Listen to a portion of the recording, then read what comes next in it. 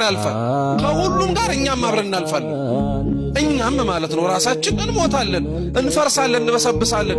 ይሄ ተመካንበት አጊጠንበት የተዋብንበት ሰውነት በሙሉ አፈር ውስጥ ሳይገባ እኮ ሊከዳንም ጭምር ይችላል። ሁሉ ነገር ያልፋል፣ ምንም ጥርጥር የለውም። ሳያልፍበት አብርሃም ሁሉ ነገር ጥሎ ከእግዚአብሔር ጋር ተቀመጠ። ስለዚህ ሰው ከእግዚአብሔር ጋር መጣበቅ የሚፈልግ ከሆነ መውጣት አለበት። አንደኛ። ሁለተኛ አብርሃም የመምሬ አድባር ዛፍ ስር እግዚአብሔርን ለማየት ያስቻሉትን ነገሮች ነው የምነግራችሁ። አንደኛ ስለወጣ ነው እግዚአብሔርን ያዩ። ሁለተኛ እግዚአብሔርን ስላመነው ነው። እስኪ ስላመነው በሉ። አዎ አብርሃም ሲወጣ እግዚአብሔርን አምኖት ነው የወጣው። በደንብ አድርጎ ሲወጣ የሰጠው ብቸኛ ቃል ኪዳን ዘርህን እንደ ሰማይ ከዋክብት እንደ ምድር አሸዋ አበዛዋለሁ ብሎ ነው። ምንም ነገር ሳይኖረው ነው አብርሃም የወጣው። እግዚአብሔርን የነገረውን ቃሉን አምኖ።